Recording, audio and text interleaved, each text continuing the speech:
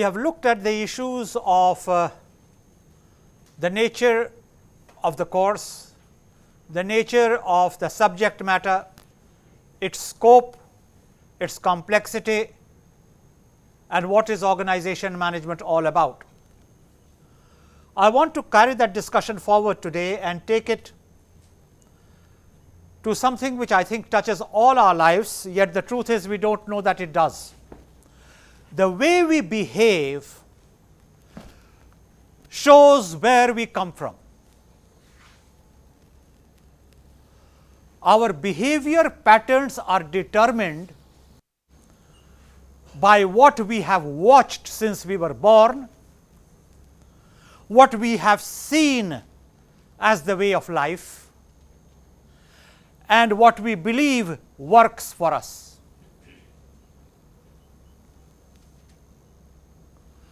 Therefore, the truth is not very many people have exercised choices over their behavior, but they have merely learned from what they saw around themselves, in the family in which they were born, in the society in which they were born, the dominant influences on them as individuals, the schools and the colleges they have gone to, the kind of friends they have kept. So, it is an unthinking absorption of behavior pattern which you think works. When we talk of longitudinal thinking, it is meant to make you conscious of this simple fact, that you are what you are not because you chose to be that, but you are what you are because you do not think enough.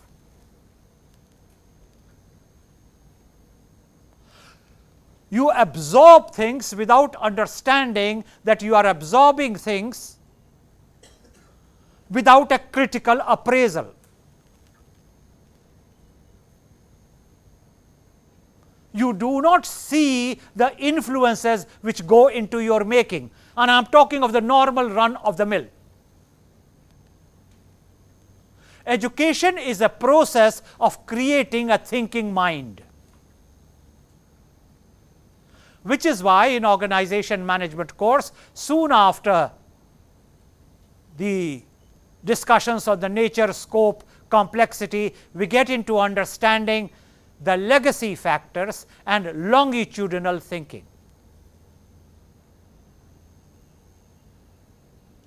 In management, there are two types of thinking. One is called lateral thinking, and some of you may have heard about it. Lateral thinking is the process of exploring the options of doing a thing. And though it is popularly attributed to Edward de Bono, lateral thinking is older than something like 130 years in its modern tradition. It goes back to Galton, to take the name of a Western scholar who is credited to have had something to do with it. As I told you the last time, we are in the habit of believing things if it is backed up by Western scholarship rather than if it is backed up by indigenous scholarship, because the kind of confidence which you need to have in your own intellectual tradition is something which is yet to be seen in as prominent a manner as it should be. Which is why you make a beeline for foreign universities. Nothing wrong with that. But it is not as if there are no good institutions in India. Yet the dream of everyone, and everyone always has a 10% exception, is to migrate somewhere. How does a nation grow to be great when such a large percentage of its population is totally alienated from its own intellectual traditions and dreams of nothing else but migrating?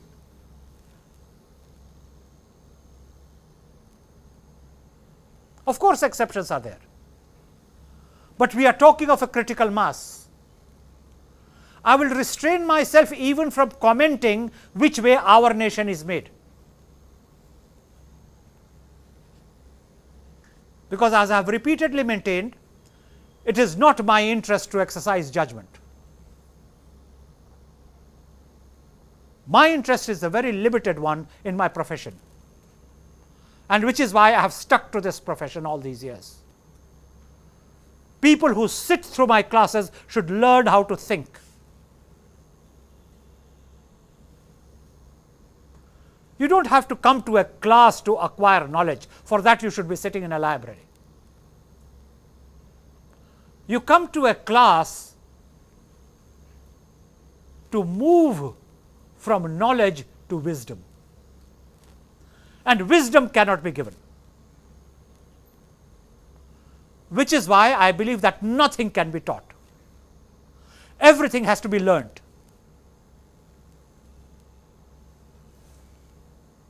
And you can't teach an unwilling person anything. Nothing will get absorbed.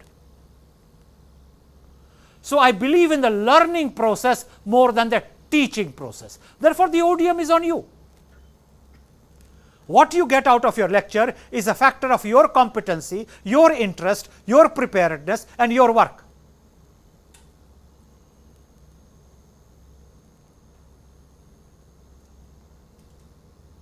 The qualities of a teacher go only so far and no further. The quality of a lecture also go only so far and no further. Therefore, I have said two things in the session so far.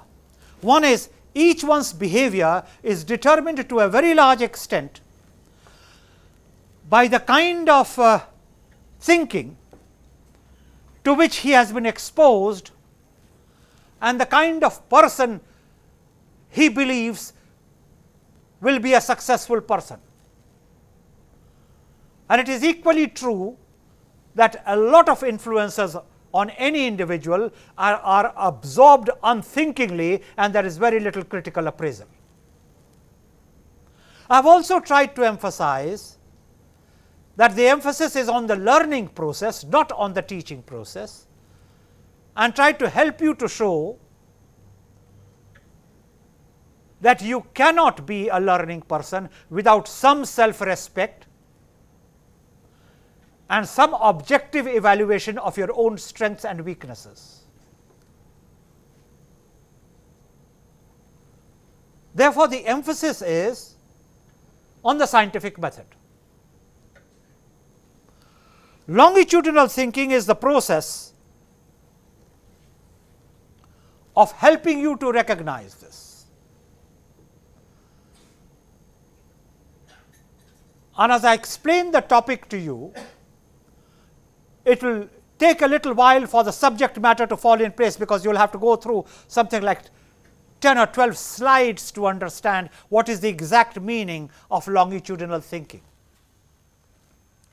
But before I explain to you longitudinal thinking, you need to be clear on how exactly longitudinal thinking is linked with organizational growth,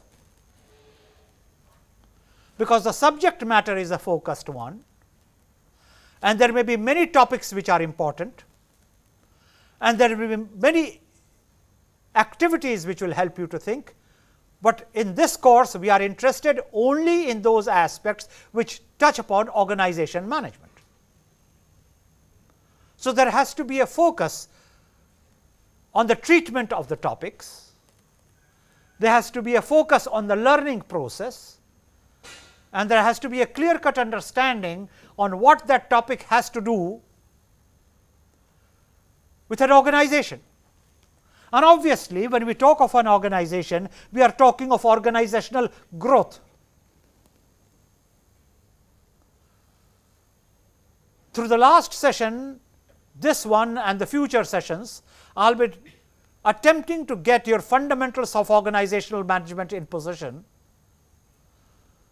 and towards that direction let me make an addition to what I have already shared with you. there is no such thing as a static organization. An organization is either growing or it is declining.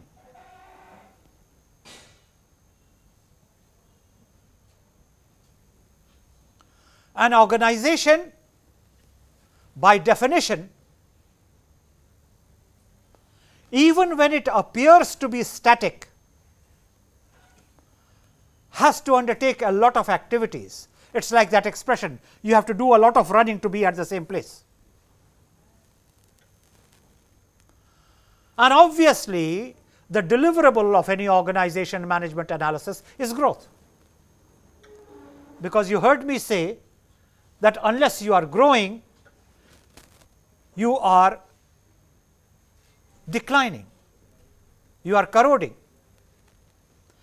So, the future of any organization depends on how well it is able to relate itself to its givens and use that knowledge to project growth. Now, the word givens here is an important word. There are facts of your life which will not change. What are the facts of your life, or for that matter, what are the facts of anybody's life will not change? Your date of birth will not change. Your place of birth will not change. Your parents will not change. Your ethnicity will not change. And for those of you who do not know the word ethnicity, it has to do with racial characteristics. The color of your skin, the shape of your hair, the length of your nose, your height, your physical features. There is a whole discipline of study known as ethnology. And it is a close cousin of anthropology.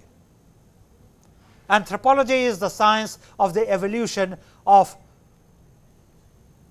the Homo sapien species.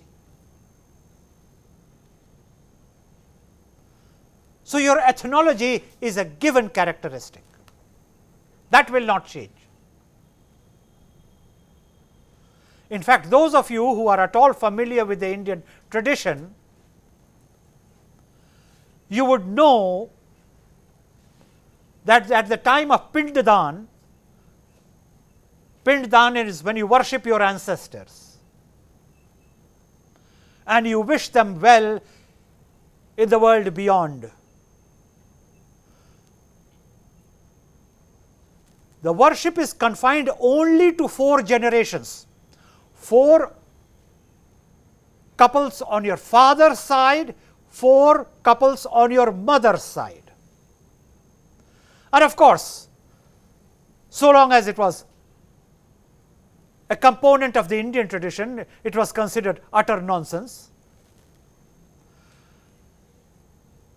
till the study of genetics revealed that indeed the transference of genes in Homo sapiens takes place across 4 generations. And once of course, it was discovered in the West, it became fashionable to talk of it in India also. So, Indian tradition was no longer to be laughed at. They realized that what the Indians had been saying all these millennia was true anyhow. What is still not known is how your genetic code has been composed of by the selection of 16 individuals' genetic code.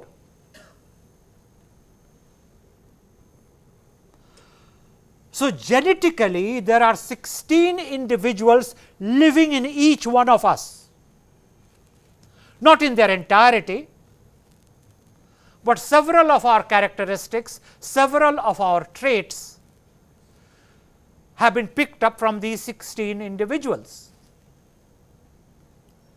4 generations on the father's side, I told you, 4 generations on the mother's side, and each one multiplied into 2 because it is a couple. as we discuss this topic today, we are not aware of how the selection of the genetic code takes place. We do not know enough. But what is known is that characteristics do get transferred. For example, both your parents may not have color blindness, then the parents of your parents need not have color blindness, but you may be color blind. You may have inherited it as a genetic trait from 3 generations ago of people whom you do not even know. In fact, in a country where it is so fashionable to have male child, and in the psyche there is such a difference between a male child and a female child, alas. The truth is, after you have had a male child, so what? How many people know the name of their great-great-grandfather? So, quite frankly, if you ask me, I do not know why people yearn for a male child. Nobody is going to remember them anyhow for more than even 1 generation. In fact, given the present times, I do not know how many of you have seen that ad which is going around of this person who lands up in an old age home to wish his father happy birthday, and he is carrying a computer. It is a computer ad, and then in the computer is that recording which he plays back to his father with grandchildren saying, "Happy birthday, granddad." I just do not know how to react to such an ad. At one stroke, you have legitimized old age home. You have made it fashionable that you can go and visit your aging parent in that old age home. You do not have to keep the parent with you. That is damned old fashioned, irrelevant, dated, as if you will never become that old ever, as if your child will not treat you that way ever. No comments again. And it is supposed to be a great ad. And of course, the grandfather, being a part of this new ad, gets very moved when he hears grandchildren singing from the computer, "Happy birthday, dad, granddad, happy birthday." Does one need to comment on such facts? So much for what you get out of having a male child. But has the society changed?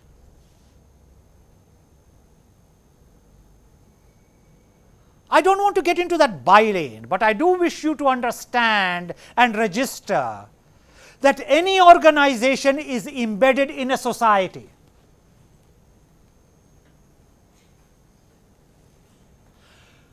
There is no organization which is outside a society. Therefore, societal influences play upon the way the organizations work.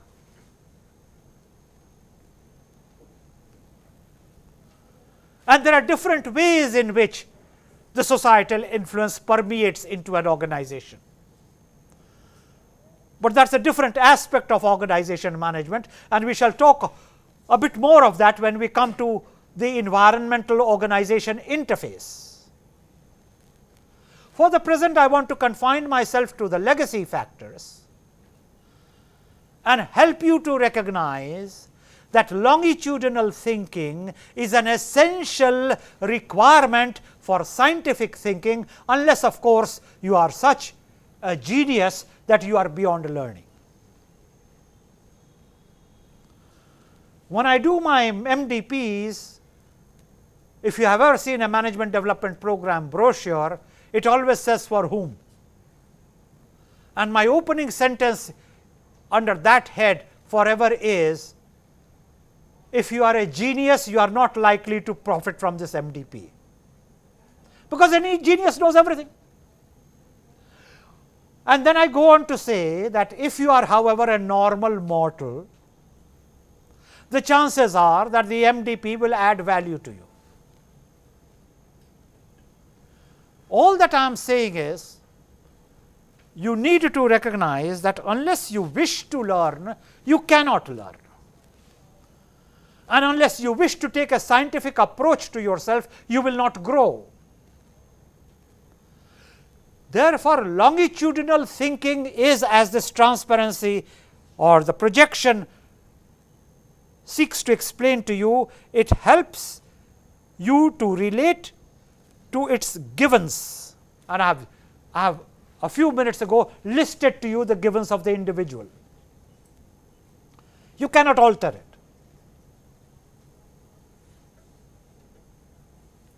Your caste, alas, is a given, and that is how we run the society. It is a moot point that in India you can change your religion, but you can't change your caste. Nowhere does Hinduism say it, but that is the way we practice it. And we practice it because it is politically fashionable. So, you must understand, organizations are an essential component for the struggle of power,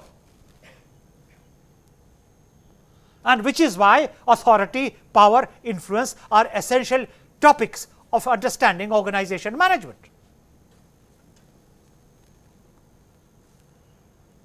But what study of organization management and what understanding of longitudinal thinking does is to help you realize that whatever caste you may be born in,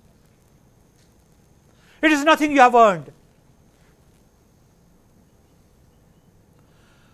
Whatever be the color of your skin, you can't be held guilty for it. Whoever are your parents, that is a given, you can't argue with it. Therefore, wisdom begins by understanding the givens of your life.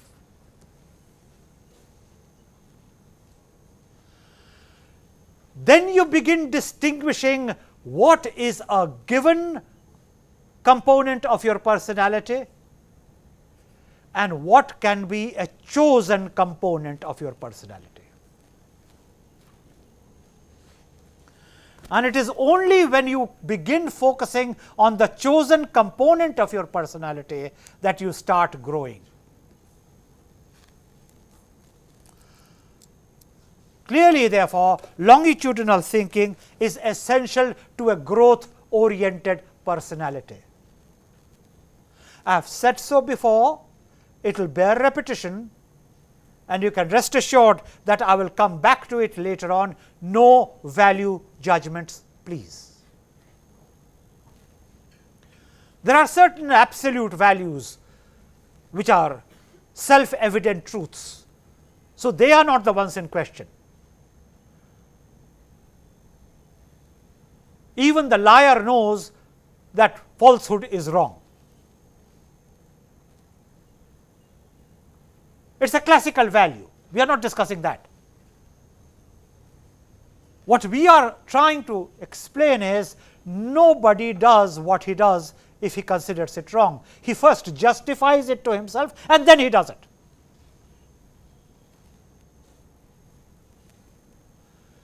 Therefore, the problem is with his process of thinking. How can you justify it? And it is a convoluted type of a logic. In the ultimate analysis, therefore, it is the act of choice which makes you the kind of person you are. And extend this analogy into an organization. Organizations, you heard me say earlier on, also have their personalities. Organizations also have their traditions. Organizations also have their genetic code. In fact, there are people who have written learned dissertations on the organizational soul, on the organizational mind.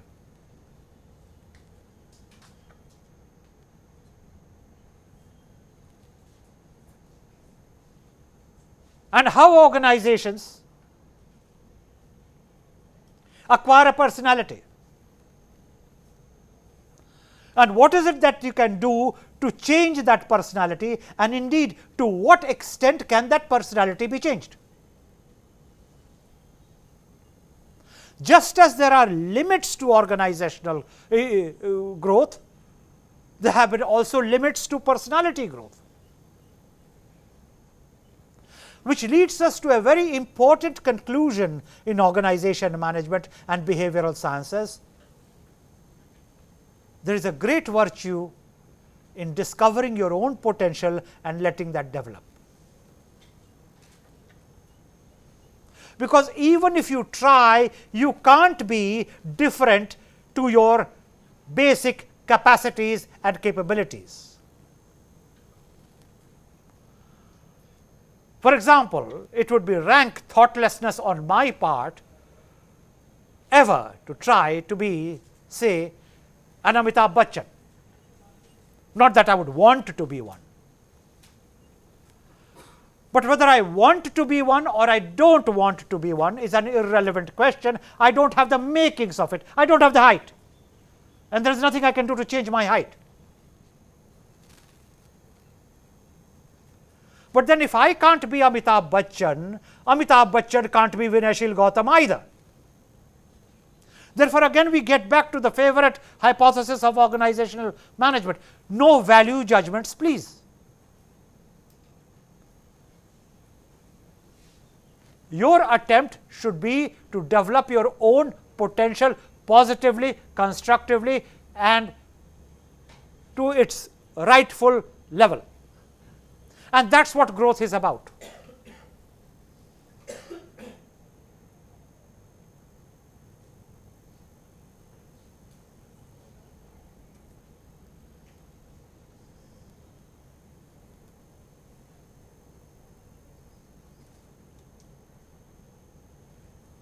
It is important to recognize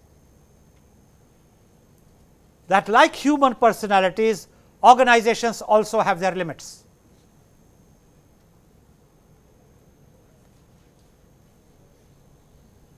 The basic technology of an organization does not change.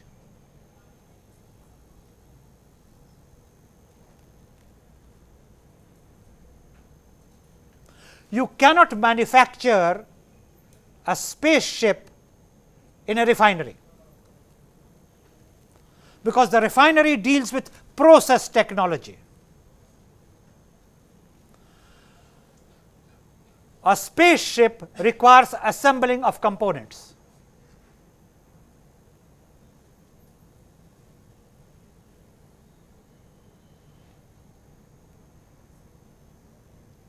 So, understanding the nature of organizations is as complicated a process as understanding the nature of individuals.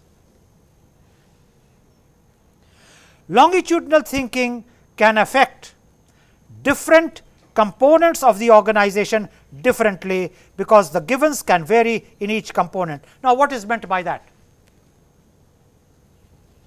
An organization, if you go back to the previous discussion, has structure, processes, people. Obviously, it also has a strategy, it has a productive capacity. In each case, the legacy variable can be different. The organization may have grown in a certain way. You take the older IITs, of the 6 or 7 which are there, each organization, each IIT has grown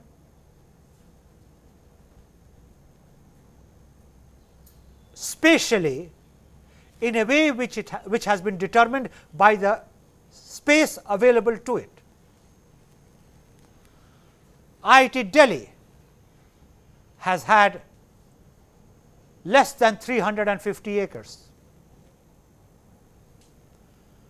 There are IITs with 900 acres. Now, it does not make one a better IIT or a worse IIT, but it determines the character of the IIT in terms of its spatial planning.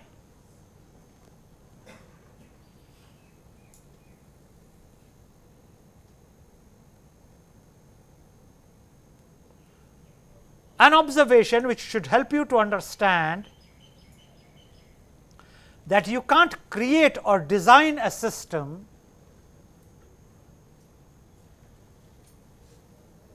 without accounting for how that component of the system has grown. Consider organizations, for example. The structure of the organization may have grown up in a particular way, because the main proposition is there is no ideal organizational structure. One organizational structure is as good as another, and success or otherwise of the organization structure is determined by a very simple touchstone. Does it help the organization to grow? Does it help the organization to cope with the environment? Does it help the organization to realize its potential?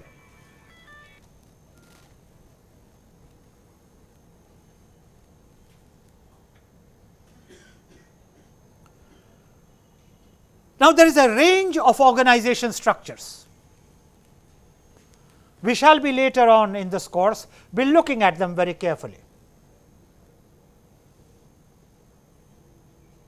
For our purposes, however,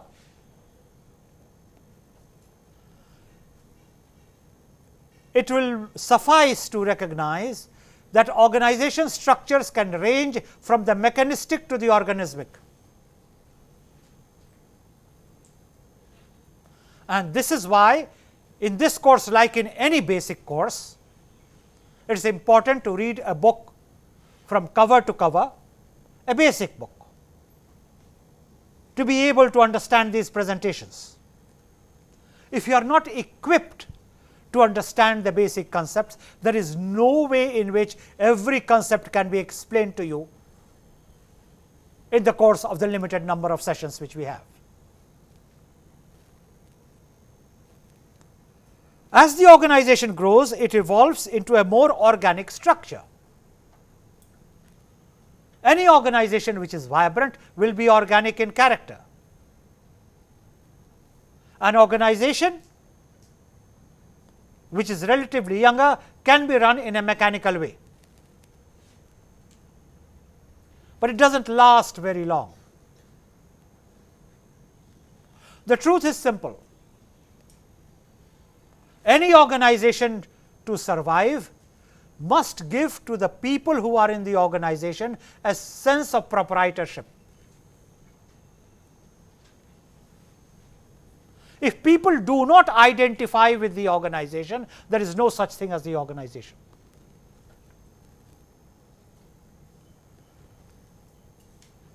Entrepreneurial choices about organization structures and processes are driven by founders' prior experiences in specific companies. This is an important concept in organization management. All organizations are set up by somebody.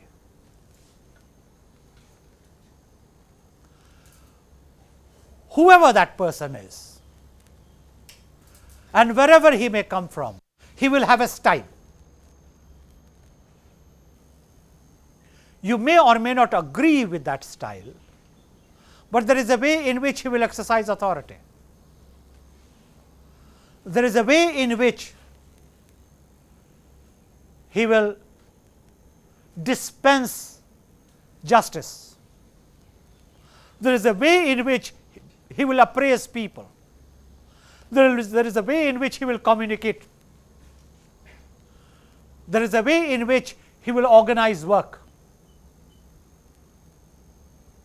and no two people have identical ways.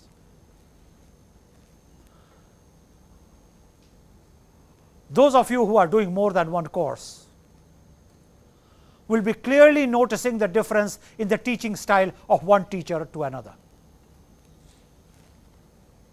It does not mean that one teacher is better than the other, but every teacher uses his own judgment to decide how is he going to treat the subject. And of course, there are objective elements, the nature of the subject.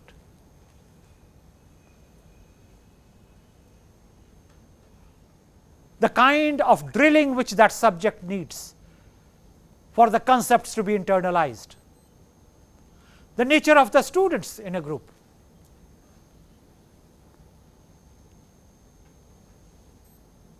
Very often, the same subject matter has to be taught in two different ways if there are two different types of groups, because remember, the emphasis is on the learning process. Some people are more proactive in learning, certain others are very, very slow in learning, and of course, several are just not interested in learning.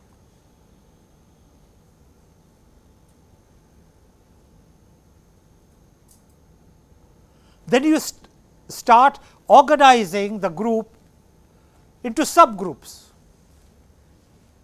Then you have to decide who is it that you are going to spend time with, because you can't punish the brighter and the proactive one, because there is the sleepy and the disinterested one.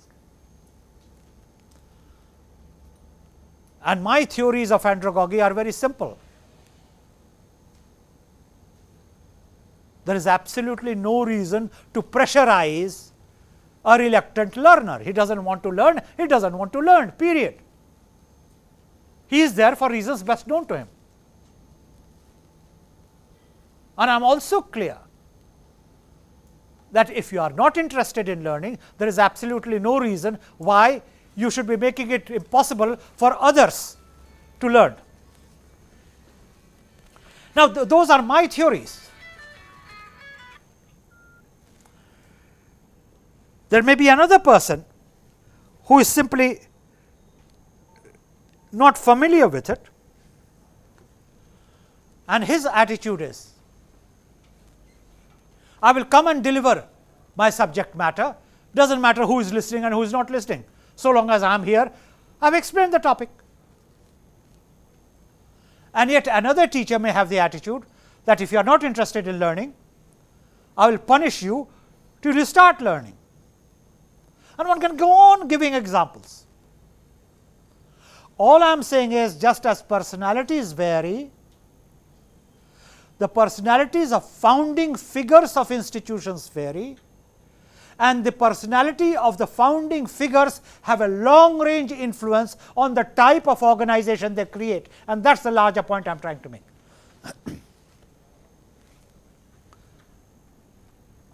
JRD created Tata in a particular way,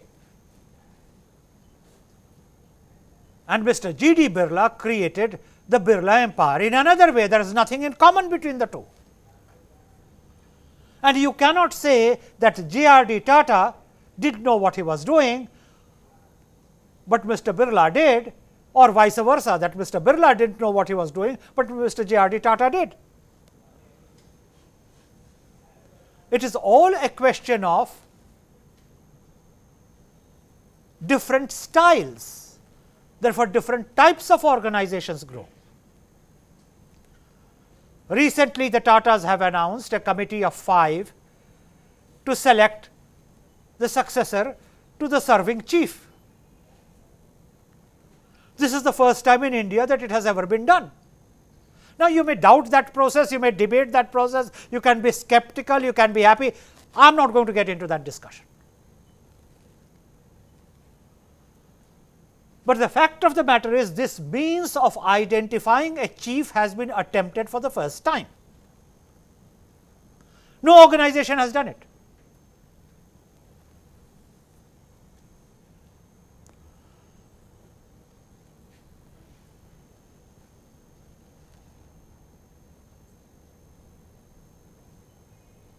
When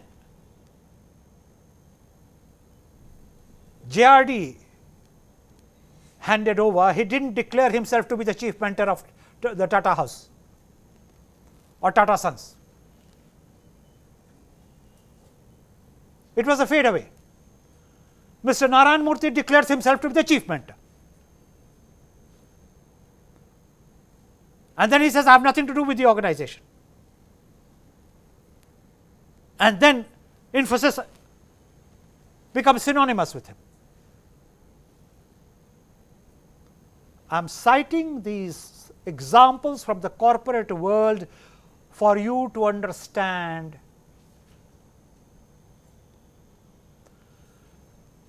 the following things. 1. The founding figures affect the personality of the organization, but the organizations can be reborn.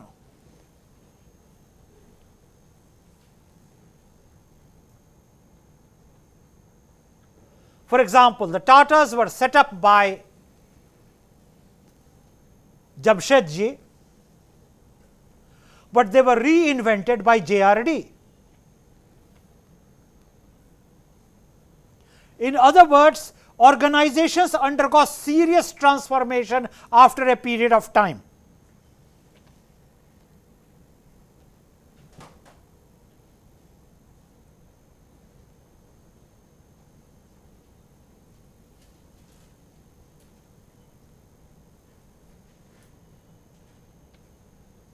And who the person is that is leading the organization at that point of time will create that same kind of an impact.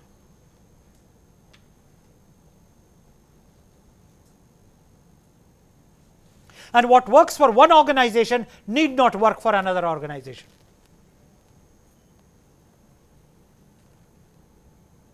What works for one class need not work for another class. Because there are people with different kinds of sensitivities.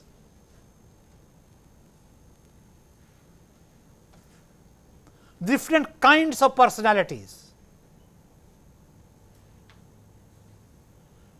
And organizations have different types of structures, different types of processes, and different types of styles of functioning.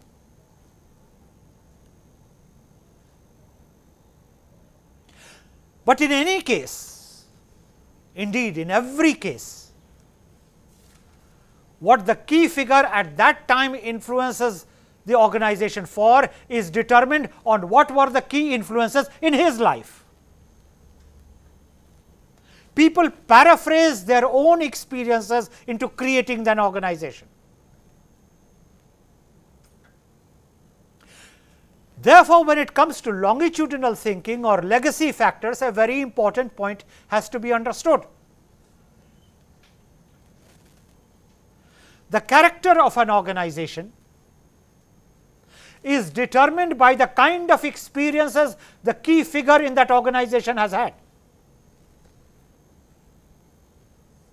So, it is a very important interface into the experiences of an individual, which he transforms into the experiences of the organization. Quite simply, longitudinal thinking therefore is a complex process, the intricacies of which are neither fully understood nor fully analyzed, to the detriment of organizing the growth processes. Which is why I have concluded here that past affiliations are an important and understudied component of founders. There is a need for much more work to be done there. The factors that influence the choice of structures are listed here. The past of the organization, this should enmesh with the previous structure, should imbibe positive points of the previous structure, should modify the parameters which induced a change in the structure.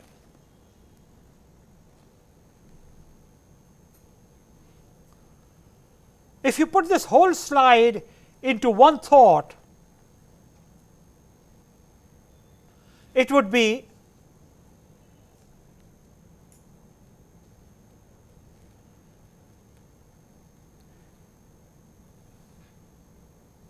the emphasis to show that only that can be changed which the organization is capable of absorbing. And if you want to put it in managerial terms, there are limits to change.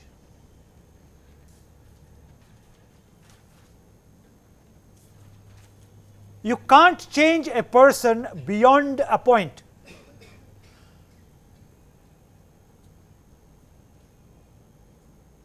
In other words, there also the legacy factors dominate.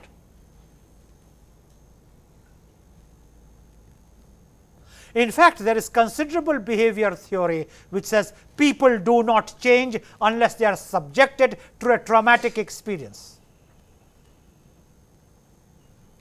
The change which you notice in a person is cosmetic to the extent that he is willing to make compromises to get a job done. His basic nature does not change. And though there is no agreement about the date, but once you achieve the adulthood, people are not known to change.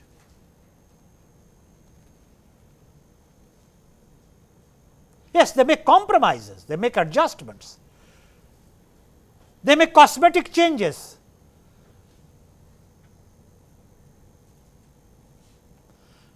Now, that debate is a debate which may lie unresolved, but you should be aware of it. To sum up, therefore, the present state is a result of the past state, and the future state would be the result of the present state. Nothing begins ab initio. Ab initio means, a little louder, from the beginning. Nothing begins from the 0 point. Everywhere there is a legacy package, and it is very important to understand that legacy package.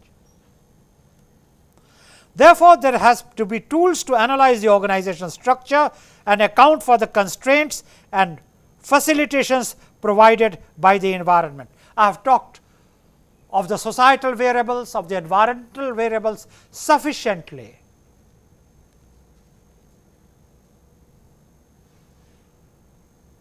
to clarify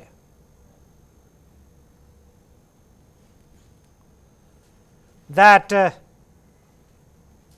the environmental factors, the societal factors both facilitate an organizational change and impede an organizational change.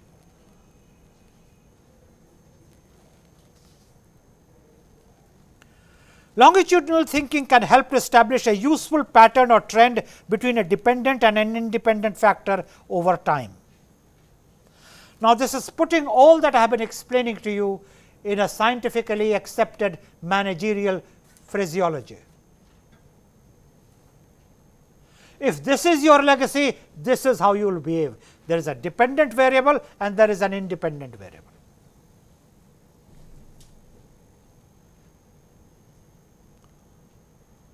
There is a cause and effect relationship.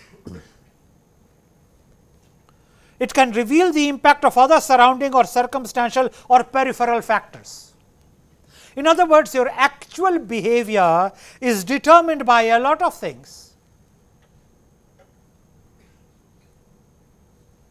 some of which you do not even understand.